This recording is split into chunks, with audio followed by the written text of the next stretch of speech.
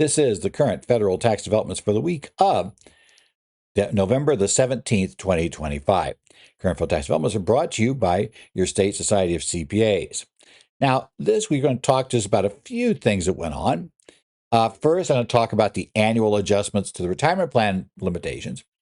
This came out a bit late this year, most likely due to delays caused by the government shutdown. So we'll talk about what adjustments we see on those retirement plan numbers. We also have the IRS releasing information about steps that can be taken to ensure investment trust status for digital asset staking entities. We'll talk about penalties on microcaptive transactions. We'll have a little discussion court case there. Also, we'll talk about a second court of appeals refuse to overturn a tax court decision looking at ownership requirements for non-business theft losses in the case of a Madoff-related situation. And finally, we're going to take a look at a case that defines the scope of net operating loss carryback waivers, looking at the question about whether you could elect to carry forward one only, so waive the carryback on one type, but you qualified for another type, and for that particular loss, you could go ahead and say, well, I'm going to go ahead and let that go back. So we'll take a look at that decision. But first, let's talk about the delayed, but nevertheless out now, annual adjustments to retirement plan limitations. This is found in Notice 2025-67, came out November the 13th of 2025. As you know, every year we adjust annually limitations for various retirement plan numbers.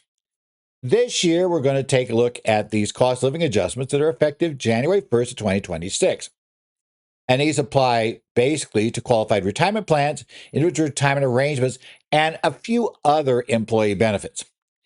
These adjustments are mandated by statute. Code 415D requires them to be accounting for cost of living increases. And it is an important bit of guidance because these are going to be the compliance thresholds and maximum contribution levels for the rapidly upcoming next plan year. So we need to be ready to start on that. Let's talk about some of the limitations and what they changed to. The annual limitation on the defined benefit that you can fund toward under Section 415 B1A, it went up from $280,000 for 25 to $290,000 for 2026. The annual contribution limits for defined contribution plans, which probably more of you are interested in, under 415 C1A, that increased from $70,000 to $72,000. The annual compensation limitation, which is how much of the compensation, when we're talking about allocating a contribution based on qualified or covered compensation, how high can we go with that? Threshold came in a number of years ago, and Section 401A17 increased that threshold from $350,000 to $360,000. The key employee threshold for top-heavy plans under Section 416A1A little I, that increased from $230,000 to $235,000 next year. And this compensation threshold defines a highly compensated employee. That one under 414 Q1B, that number didn't move. That remains at $160,000 for next year. Now, the elective deferral limit. This is under 402G1 and 457E15. Generally, most people think about this as the amount you can defer to a 401k, ignoring catch-up contributions. That number is going up by $1,000 next year. It increased from $23,500 to $24,500. The age 50 and above catch-up amount, ignoring the special boosted catch-up. We know we have that in there too, but this just sets the base, and then the boosted catch-up runs off the base. So this is set under Section 414 V2BI, and it does not include simple or 401k 11 plans. Those are basically the simple 401k plans. That increases from $7,500 to $8,000. Those simple 401k plans use a simple limit. And that simple limit for the 50-plus catch-up is under 414 V2BII. That goes from $3,500 to $4,000. Now, the Roth catch-up threshold, this is the one now, remember, if you have what are considered to be, and it will be under the regs. Well, we don't know what the regs are this year. You have to use a measuring. But if the employee had earned from that employer in the prior year more than $145,000, more than $145,000 on their 2025 W-2, that was going to be the limit. Now that's going to go to $150,000 for 26. Now, that limitation dealt with the issue of, whether or not you have to put the money into a Roth, basically a deemed Roth account. And remember, people who individuals that are, don't want to say highly compensated because that's already taken as a term, but individuals that are upper income, shall we say, at least per their employment, upper income with that employer, they cannot do a catch-up contribution to a traditional 401k account. It must go to a designated Roth account in the plan. We discussed the final regs on that a couple weeks back that came out, and also remind you at that point about the fact that plans have certain options regarding how they're going to deal with that this year. But a plan has to, if they're going to allow people that make more than these limits to make catch-up contributions, they're going to have to put in basically a designated Roth option into their 401ks and allow everybody doing catch-up, if they want to do designated Roth. So that's involved. Then on IRA issues, we have a few issues there that come up. The general IRA deductible amount for 2026 under Section 219B5A is going to increase from $7,000 to $7,500. The age 50 and higher catch-up amount, that's going to go from $1,000 to $1,100. So somebody 50 or above in 26 could defer $8,600, while this year for 2025, the amount of deferral would be capped at $8,000. So basically for that person over 50, we're looking at a $600 increase. For those under 50, we're looking at a $500 increase. How about qualified charitable distributions? Well, they're going to increase from $108,000 this year for 25 to $111,000 next year. Remember, you must be over 70 and a half, and that one is at the time you make the contribution. It has nothing to do with the RMD, trigger, although it can count as RMDs, which, gets us into that. But they didn't link it with, so if RMDs are going up, this isn't. You can make the direct transfers from your IRA to the charity, which has the advantage of not raising your adjusted gross income and not requiring you to burn any of your standard deduction and still get a charitable contribution. So it's a useful tool, assuming that you have the funds in an IRA to enable you to do it, and you normally are going to make that contribution anyway. Roth IRA contribution phase-out range for a married filing joint taxpayer. We also have in the written materials limitations for single and head of household. But for married filing joint, that's going to kick up to $242,000, $252,000. That's up from $206,000, $236,000, right, to $246,000. So basically, we're going up by, in essence, $6,000 this year in the phase-out range. And again, that's combined income for the married couple. And as you're probably also aware, that also becomes the limitation when you're considered covered by an IRA. But that's a whole different set of issues. So again, all of that is now available. You can go get it. We do have the link to it in our article on the Current Federal Tax Development's website. Also in the materials the PDF we put out, every week with one of these that you can find on the currentfederaltaxdevelopments.com website. If you click to our audio and video materials, we have it there. Next up, we have an enrollment procedure 2025-31 issued on the 10th of November that is going to deal with a little bit of a problem about if you have a trust you want to be an investment trust. How does it handle digital asset staking entities if it wants to be involved in that? So this is a safe harbor saying if you do this, we're going to consider this to meet the safe harbor for the trust and be able to be treated as an investment trust. Now, this provides a safe harbor if a trust engaged in digital asset staking to maintain two crucial classifications.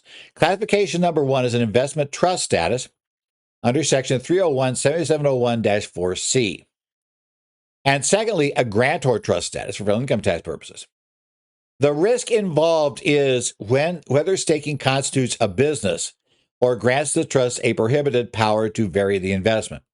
both of which would be considered to be problematical.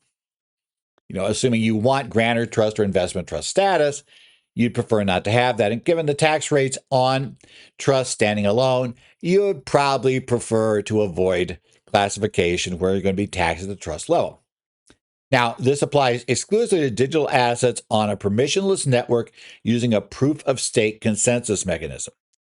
And for those who aren't aware, whenever we're going to talk about, especially we're talking about, cryptocurrency, original Bitcoin used, and so did everything else initially, used what was called a proof of work concept.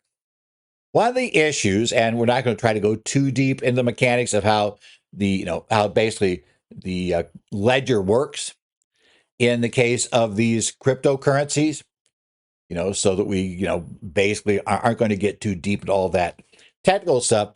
But generally, the catch becomes we have to update the ledger. Remember, the ledger, the blockchain, it shows us basically who owns which units of Bitcoin at this point in time, or any, various other issues, whatever other things involved.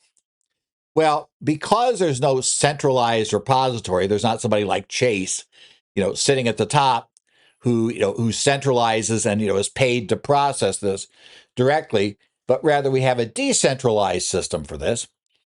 We had to come up with a way to pay people to participate in a decentralized system, because otherwise it's something that's going to take a bit of work, and it creates a lot of problems. Now, what proof of work was meant to be was that over time, so to get people to post the ledger, to update the ledger, and once they've done an update, then basically the entire group involved in that process, is then allowed to say, yeah, they got it right, no, they got it wrong. But to be able to be the one that does it and the one who's going to be paid, you have to, in proof of work, be the first party to solve a rather messy and complex mathematical problem, which gets consistently tougher, as the number of Bitcoin outstanding grew. It meant to make sure that the number of Bitcoin in circulation didn't grow out of control. So it couldn't be too simple, right? It's going to take some time and some work. And, basically, it wasn't just going to be kind of randomly assigned.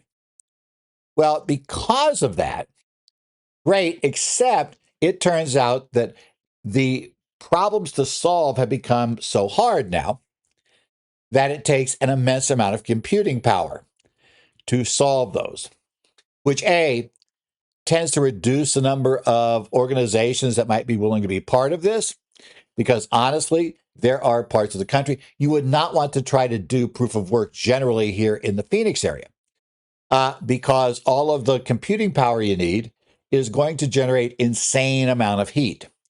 And it's not really going to work well in Phoenix because we have insane amounts of heat before we even start worrying about this.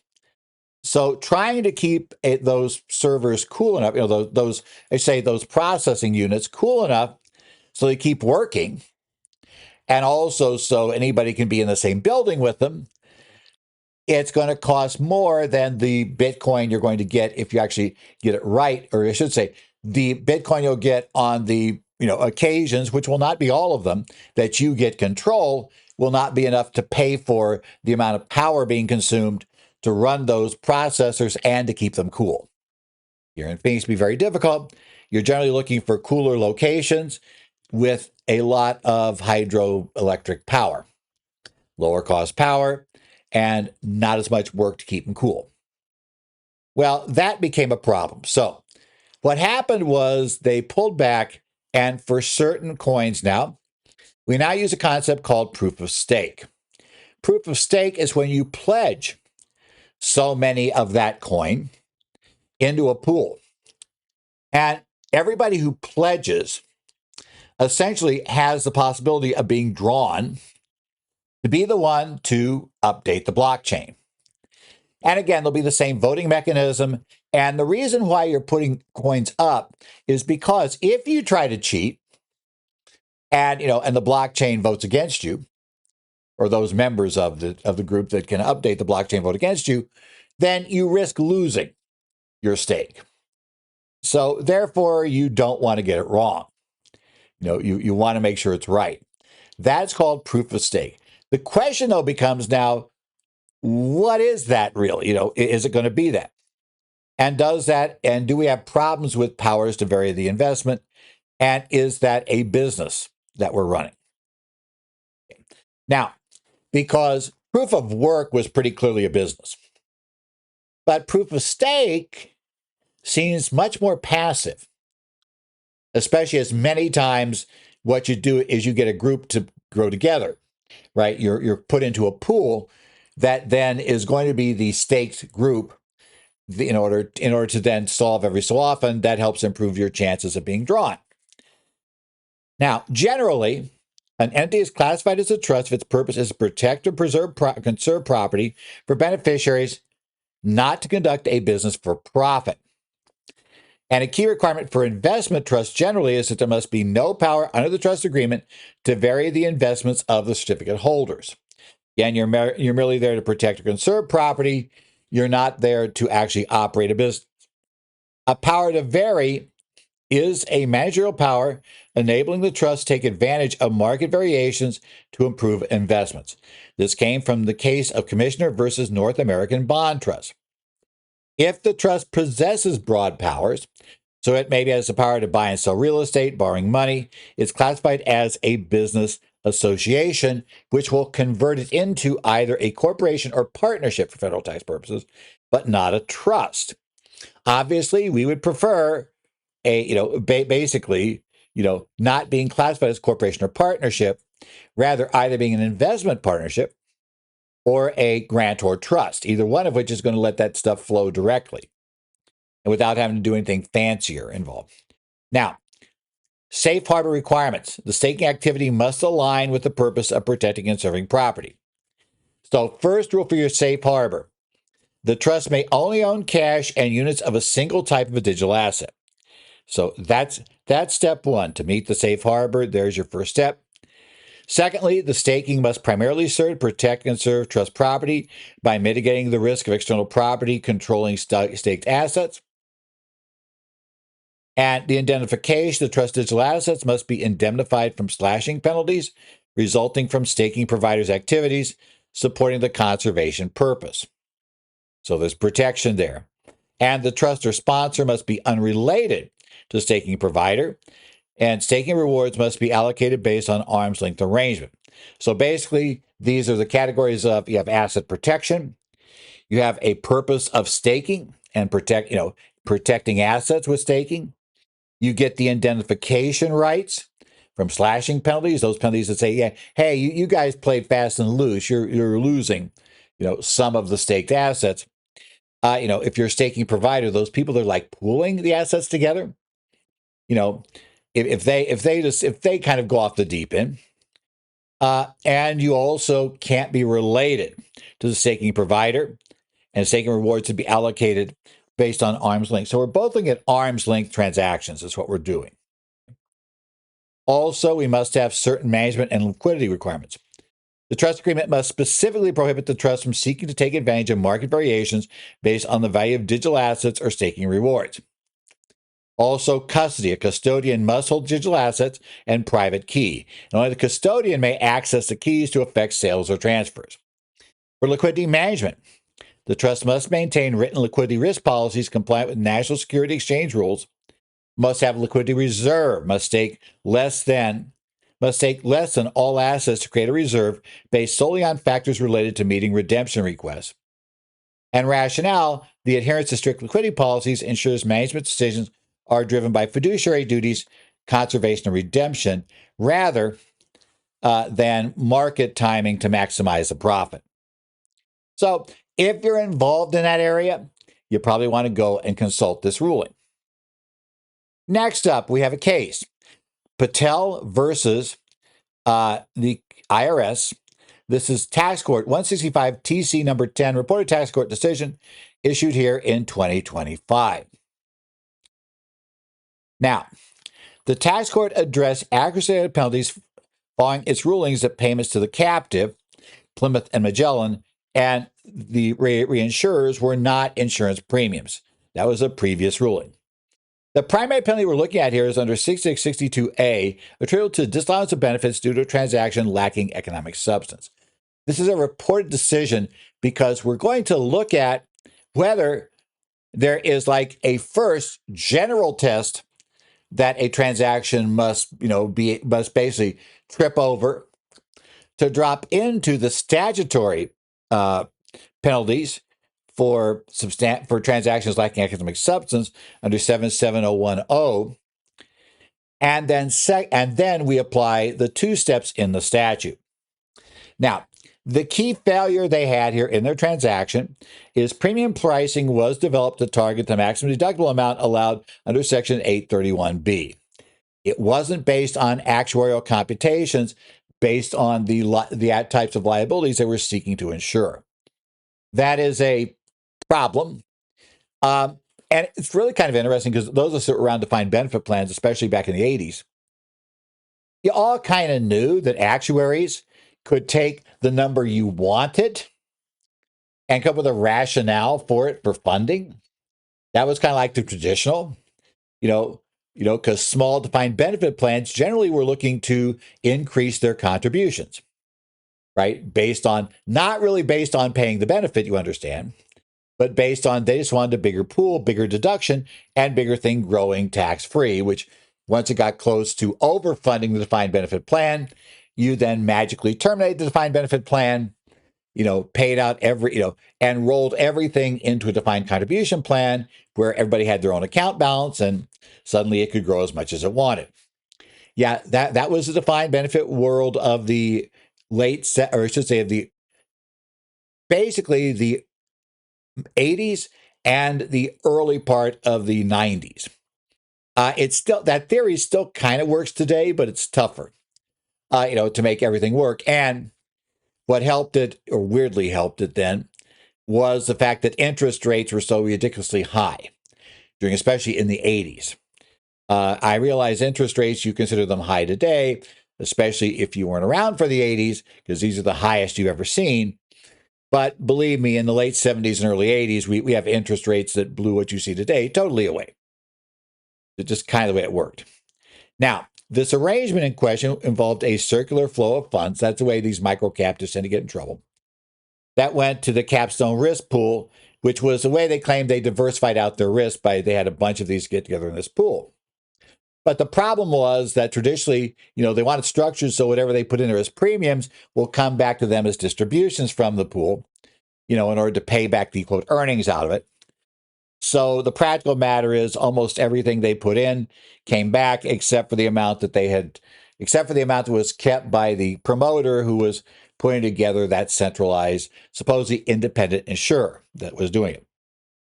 And in this case, it was also interesting because even though we had supposedly insured all these things via our captive, the taxpayer in question maintained commercial insurance coverage for many of the same risk, which kind of got the whole point of why do we need the captives? You're paying for tons of insurance, from for these same risks from traditional insurance companies. And the taxpayer in this case tried to say, well, he didn't trust them. But then, of course, we don't trust them. Why are you paying them anything? If you're going to just self-insure this risk, why wouldn't you self-insure this risk? If you really believe that the insurance companies would never pay off, then kind of no point in paying them, right? So that kind of went against the rationale. So in any event, what they found was that this was just put money in here, call them insurance premiums, get a deduction for the corporation, have them go to their controlled microcaptive, have that microcaptive then send a bunch of those premiums to this reinsurance pool to make it look like they were distributing risk over a wide pool. That reinsurance pool was structured in such a way, though, that effectively it was pretty much just sending the exact same dollars back to the parties that put them in, that paid for reinsurance. So, yeah, it's just saying this is just a mere, you're going to put in, let's say, $500,000. And all it's going to happen is $500,000 is just going to go round and round, come right back into the controlled microcaptive as earnings, and bingo, perfect world. Because there are special treatments there that eliminate taxes paid internally, plus they don't pay tax on the premium. I mean, it's like a perfect world if it works. In this case, the court ruled it did. Now, the threshold relevancy test is what's coming into play here.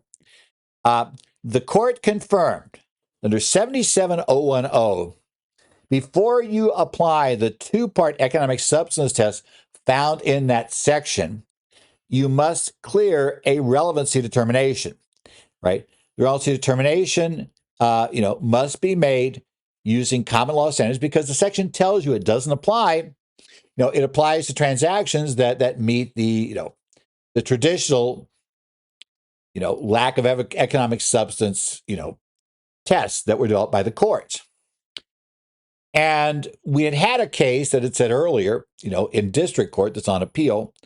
What had been ruled was that, well, realistically, there's only those two tests. Those two tests are the old tests the courts had, so there is no threshold determination. First, that you would have been in trouble under the old economic substance test to get this thrown out.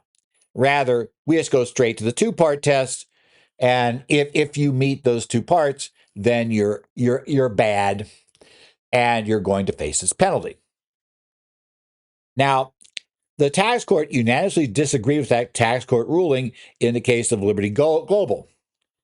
They said no relevancy test required. And this case is currently before the Court of Appeals, right? So it's a Court of Appeals case, I believe, for the 10th Circuit right now. But the tax court leaned in, and the tax court, as unanimously said, nope, district court got it wrong. Now, that could have quite a bit of influence because district courts don't hear tax cases regularly. I mean, they hear them, they can, but it's not as if that's what makes up a judge's, almost the entirety of the cases load they're hearing during the year. In fact, usually makes up a very small part of it. So quite often the district court, the tax court sees these things every day, and the Court of Appeals also sees more tax stuff. And generally, there's always the problem when you have a district court case, is that really going to stand up on appeal? If it's appealed. So what the tax court said, citing the Malone and Hyde cases, the court confirmed the economic substance doctrine is clearly relevant in cases. Okay, here's the catch. So they ruled that, because those actually get just telling us we did clear the first test anyway. So they ruled that there are two separate. We have to clear the first test. Is this really, is the economic substance test relevant in a case like this? And then number two, we do the two-part test. Now, the court said, hey, taxpayer, you're right. We have to have a threshold test here. But then taxpayer, bad news. Your transaction meets the threshold test. Therefore, we go on to the two-step. So while you won, you didn't gain anything, except maybe somebody in the future could gain off the case where theoretically they meet the they don't meet the threshold test, but they would have met the mechanical test. Now, that is probably a more theoretical case. There are situations you can dig up where it would work, but I'm saying in many cases, you're just going to find, which is kind of what the district court found, that, the court said it has yet to figure out how to conceive of a situation where it could meet these two mechanical tests internally, but not clear the threshold test. What it really allows them to do, though, is argue over whether prior to this law, basically the economic substance test would have applied under the old court-developed theory of economic substance. You could use case law from that to prove it would or wouldn't. Now, the court also rejected the Patel's argument that the structure was congressionally induced because the payments were found not to be bona fide insurance premiums. They said, yeah, Congress said you have microcaptive. That's not your problem. Your problem is how you decided to work with it. Right? You didn't compute insurance premiums. What you did had nothing to do with insurance premiums. So while Congress said, and there's no problem with this, if you're actually doing, basically captives and you are actually using them for insurance purposes and you meet the microcaptive size, you're going to get the tax treatment. But it's got to be real insurance. They didn't just say you can throw money out there and, we'll just call it insurance. They also didn't say that, the actuary has to use actual actuarial principles and the contribution needs to be, which is what the tax court held in this case, needs to be the amount you derive is necessary to protect against the risk, looking at the actual risks, etc. You don't start by saying, well, I want exactly this much a contribution. Say, how do I make that work with the risk? And then you sit there and you brainstorm risks and magically get something that you then claim with stretching quite a bit. In this case, I would say, that it actually was for that insurance. As I said, they just kind of lost that side of it. Now, a transaction lacks economic substances, right? If it fails the objective or the subjective test, those are two ways they could do it. Now, the catch is when they do, this particular test, right? So what we have here is we have the objective test for failing economic substance is the transaction, failed because the transaction does not meaningfully change the Patel's, economic position from the tax effects. This is the two part. So now, after having decided, get myself back here straight, we had decided right away that under the old court-imposed economic substance test, this transaction was dead, right? It couldn't have cleared the old test. Now we got to look at, though, does it fail the economic substance test under the two-part test? And as I said, we have two ways we can fail. First, objectively, economic changes. In this case, the transaction did not meaningfully change the Patel's economic position apart from tax effects. If the only thing happening is, your economic, your return is derived from the tax benefit, that's considered to lack economic substance. This evidence indicated the circular flow of funds and grossly excessive premiums paid to the captive. They paid $4.5 million for this, what the captives were insuring, versus $100,000 for commercial to cover the same things. And they never had a claim that ever went to the captives, which kind of suggests it was highly unlikely that they needed that much of a premium to cover the risk. Okay. And also, there's a secondary subjective test, which, by the way, they also fail. In this case, they failed this test because the evidence overwhelmingly showed Dr. Patel orchestrated the captives to minimize their tax deductions. Was there a substantial purpose of essentially reducing killing taxes, missing kind of the other side of the arrangement? And this case says the emails confirmed the primary purpose was tax reduction. Premiums were set by Dr. Patel. Dr. Patel is a physician. He's not an actuary. That means he probably shouldn't set the premiums, but he was telling the actuaries the premiums he wanted. Okay. And he's set by him to hit the maximum deductible limits, not set by actuarial principles.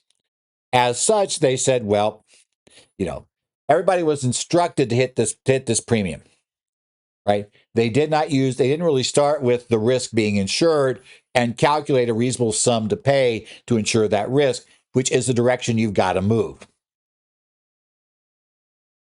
Now, the penalties were sustained and all defenses were rejected.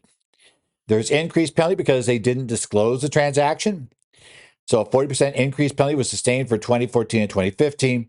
They failed to disclose many critical facts, including the flow of funds to family members, the identities of the promoters, for example, CIC Services in this case, and the capstone pooling arrangement. All of those details were never disclosed to the service with the returns.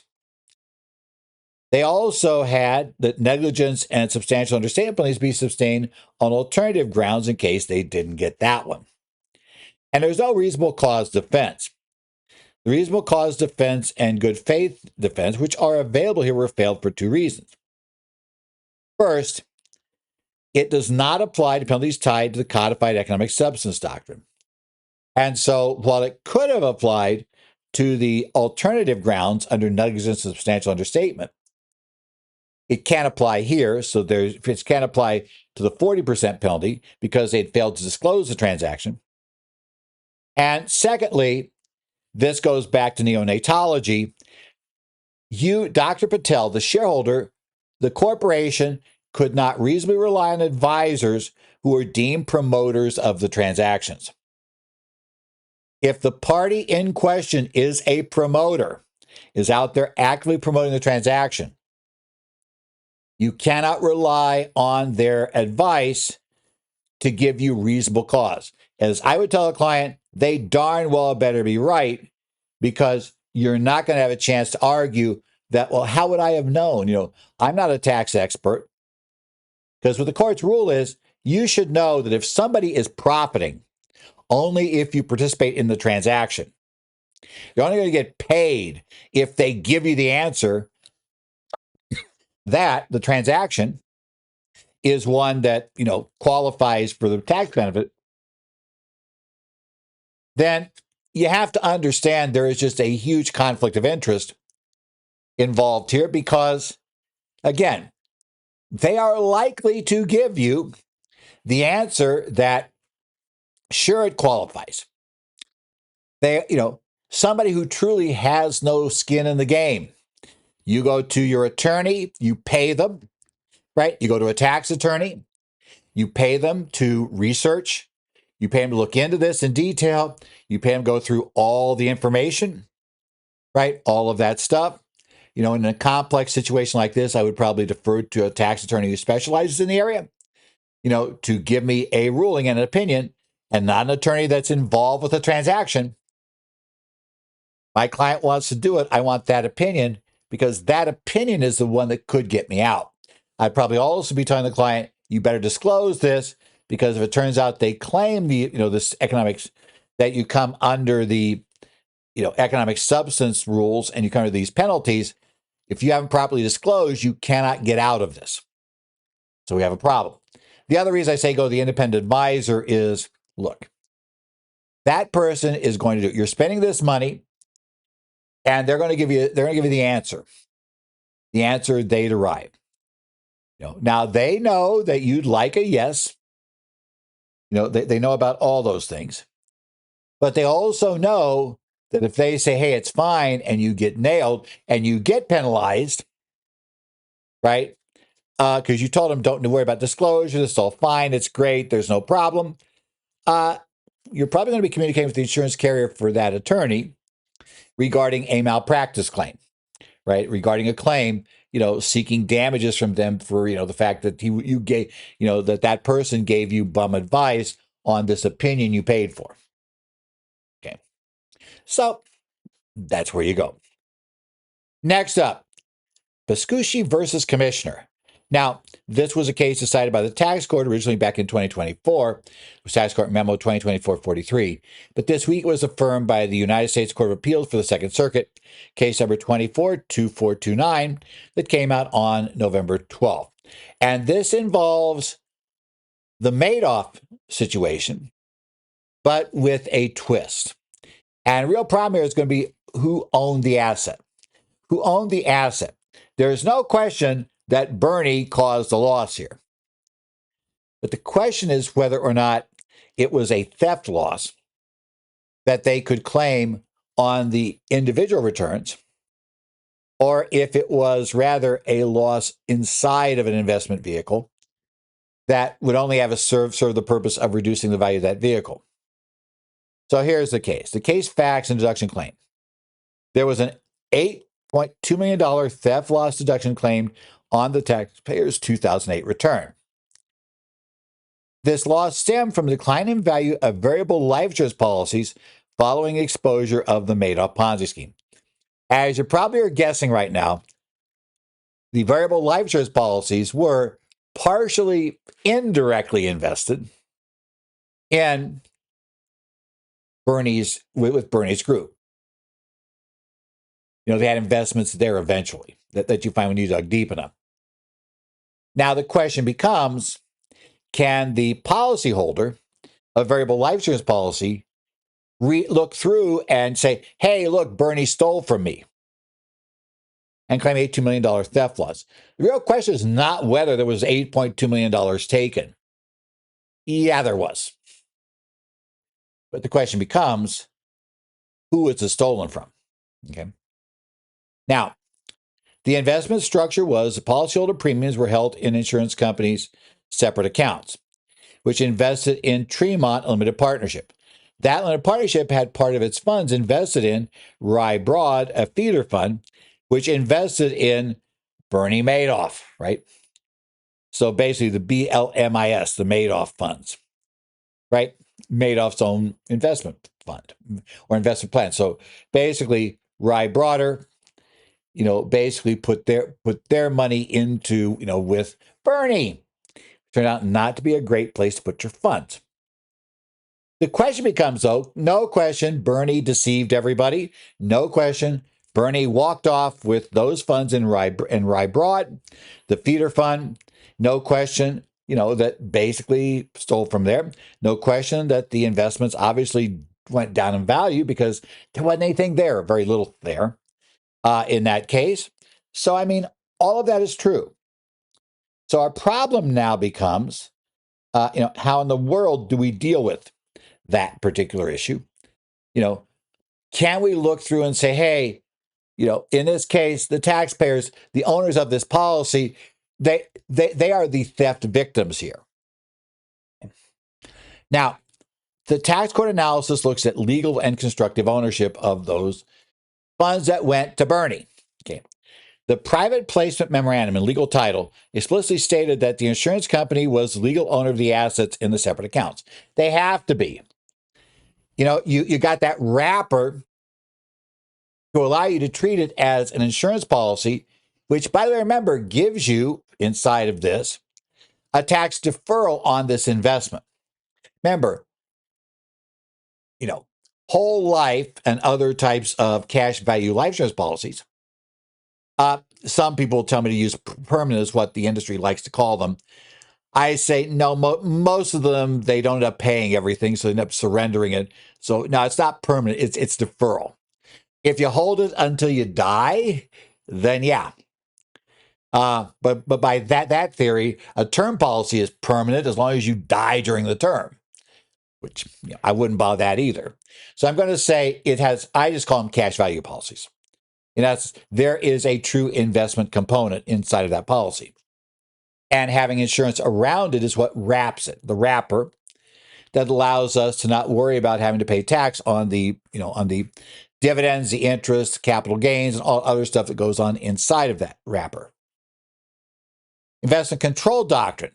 The taxpayer failed this doctrine. He did not have unfettered commands required for constructive ownership. He had no right to manage or influence investment selection.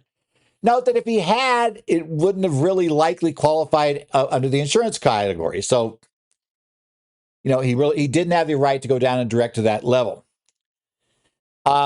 So the court said you couldn't meet the Madoff safe harbor under Revenue Proc 2009-20 because you were too far removed from the fraudulent arrangement to qualify as a qualified investor under the theft loss relief. And they noted it was theft of policy versus assets. The taxpayer owned the policy, and the policies weren't stolen. They were worth a whole lot less. They weren't stolen. By the way, whenever we get to theft and investment, this is often the problem. You need to have stolen from you.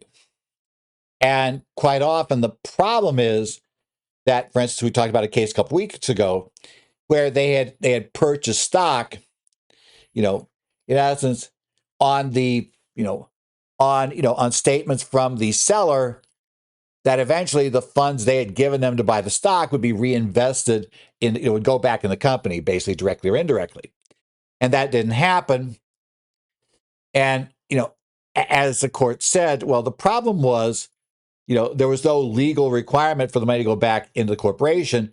It was supposed to go back in the corporation. Said, now we got this thing. Yes, somebody may have lied to you, but it wasn't theft because you still have the stock, and the stock was real stock in a company. Just the company didn't end up getting this extra investment that you thought was going to help it build its value. Same kind of problem here. So the policies were not stolen. The deduction must attach to the ownership of criminally appropriated property, funds stolen by Madoff. Madoff did not give Bernie's group the funds to buy investments. They rather transferred the funds to, the insurance company, which held it in a separate account, which then they were going to put the money in this limited partnership. The limited partnership made decisions where to invest, and they made a decision to put the money into Bernie. So they, in essence, the LP had a theft issue. But the problem is that theft issue is going to be inside the insurance wrapper. And now the wrapper is going to do double duty, and unfortunately not good. It's going to not only the wrapper is only going to keep you from having to pay tax on it, not only keep you from having to pay tax on the income, which is what we want, it's also going to insulate you from this loss flowing out anywhere, which we don't want. So bottom line, it's kind of bad. The tax court ruled against them. They went Second Circuit. This week, the Second Circuit said, nah, doesn't work. The Second Circuit emphasized the state law controls termination of taxpayers' legal property interests. The separate accounts held limited partner interest in Tremont. Under Delaware's revised Uniform Limited Partnership Act, a partner has no interest in specific limited liability property. The court cited prior rulings in Madoff that limited partnership interests in feeder funds do not confer an ownership interest in the money invested in BLMIS, Bernie's group. And so the Second Circuit says, look, you can't even get past the first layer. Because as soon as as soon as the court looks at what entity owned the investment account where the theft took place, and it was a limited partnership. And as Second Circuit notes, even if they had owned limited partnership interests themselves personally, that wouldn't have been a theft from them. It would have been an issue with limited partnership. And since you have no interest inside, you couldn't take advantage of the safe harbor. Second Circuit says we don't have to get the whole question about the insurance policy and anything else. We just have to get to the fact that, it's not going to work because there's limited partnership that actually owned this interest, right? So they said, so the multi-layered corporate structure in Apple state laws meant basically the taxpayers lacked necessary ownership of stolen property to take the 165C3 deduction or to qualify for the safe harbor under the Bernie Madoff, rulings from back in 2009. Next up, we have another public tax court decision. This one was a divided decision, right? What was it as? A divided tax court. So it was not unanimous. But this is the scope of Section 172B3 carryback waivers. It's Apache Corporation and subsidiary versus the IRS commissioner.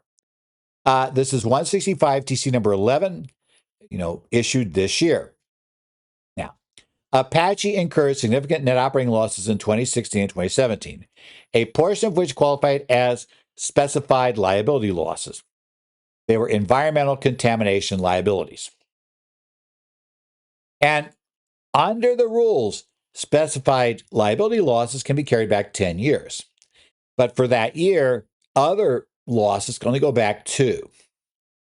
So because general losses had a 2-year carryback, and SLs have that 10-year carryback period, what they wanted to do was go ahead and carry back specified liability losses for 10 years because that gives you a lot of years to recover them. And they had, basically higher tax rates then. So they're all for that. But they didn't want to carry back, for whatever reason, the rest of their loss, which only go back 2 years. They filed election, under Section 172B3 to waive the entire general carryback, but explicitly stated it retained the specified liability loss 10-year carryback. Now, the IRS said no.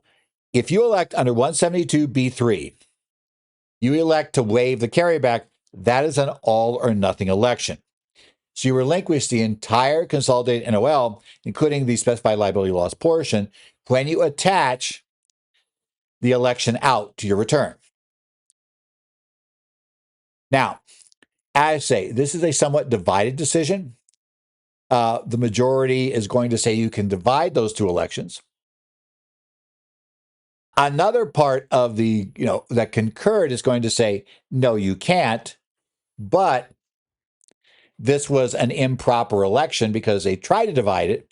So therefore, the 10-year carryback worked, and that's what the IRS is trying to deny, that refund. So, basically the IRS came after them, to try to get back the 10-year carryback refund. They're saying, well, there was no election, meaning they'd get to carry it back 10 years for that. IRS, you're attacking the wrong thing. You should have attacked the question of, the loss that would disappear because they hadn't carried it back, which still is kind of a problem if they haven't been able to use it yet. But if they have been able to use it and the years have closed, so it's 2016, 2017, so they would have made their elections then for 2017 return. If let's say they were able to use that up in 2018, 2019, 2020, and 21 is still, 21 should be closed by now. So we're probably okay there too. So we're 4 years in. Well, yeah. Let's see. Yeah, the 21 return to be closed. That's right, because we filed that return in 22. Therefore, 25, we're good.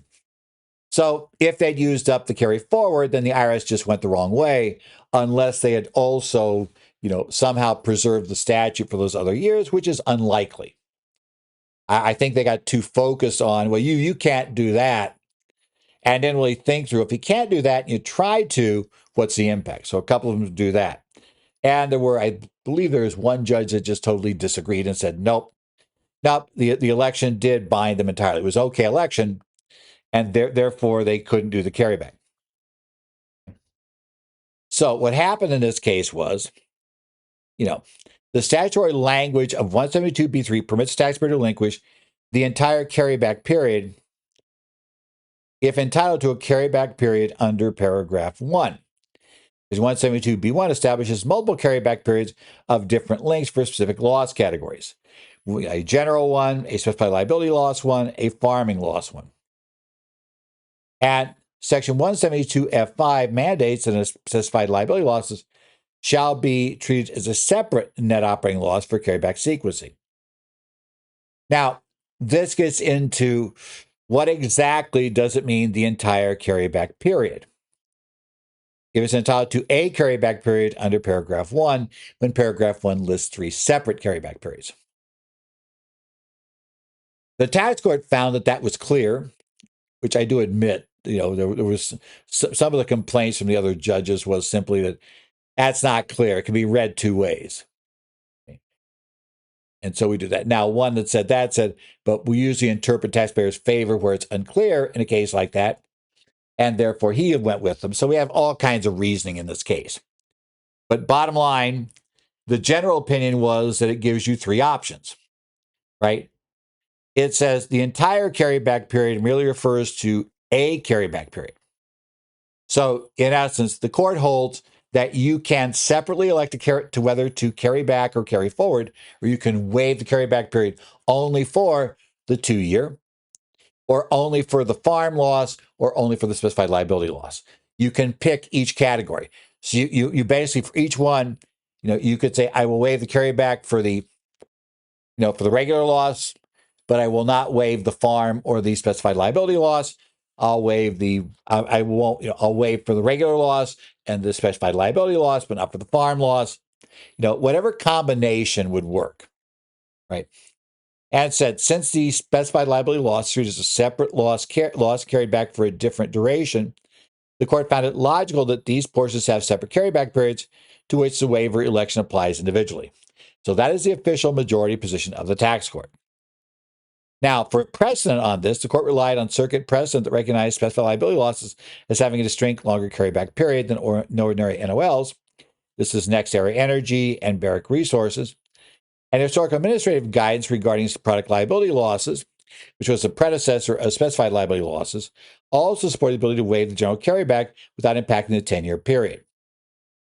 The court noted that statutory interpretation were a close call. Longstanding precedent requires the complex return statutes be construed most strongly against the government. So therefore, the majority position was that they were legally permitted to relinquish the 2-year carryback while not relinquishing the tenure, that it was all fine. Therefore, they could get the carryback from they get the refund from the 10-year carryback, which they'd gotten, and then keep it, and they could then carry forward the other loss. So essentially, that's their ruling. Now, generally, the way you could imagine this is, let's say an NOL is an annual flow of water. We're going to look at the water here. I'm in the desert, so we're going to think of water, right? Supposed to have rain coming. Supposed to be a lot more rain coming on the West Coast and Los Angeles area in particular. I saw this morning, but we're supposed to have some coming through here this weekend as well. And water flows weird places here once it starts flowing. And that's also. So we got the standard, general NOL portion flows from the standard two-year reservoir, the default carryback period. The specified liability loss is separately designated. It flows to a special, much larger 10-year reservoir. The IRS argued that turning off the water flow from the regular wet reservoir, right, you had to shut both simultaneously. It would be required to do the other. Tax court ruled because that loss is a separate loss using a different period, taxpayer may elect to shut off access only to the 2-year reservoir and therefore preserve the 10-year flow for the specified liability loss. That is, you have 2 valves, not just one. So again, it was a divided tax court. Whether the IRS decides that that division is big enough and this issue is big enough to warrant going to the Court of Appeals is open. But do remember, until somebody makes a change on this, overrides it, you go to tax court is going to say you can do this right now. So it'd be up to the IRS to either win another case, get another case and win and get some conflict in play, likely at this point by having to go to Court of Appeals, or hope a taxpayer is suing for a refund, or decide to appeal this one, or just simply say, you know what, this isn't going to come up all that often. We're just going to kind of ignore it here. We'll let it go. So this has been the current federal tax developments for the week of November 17th, 2025.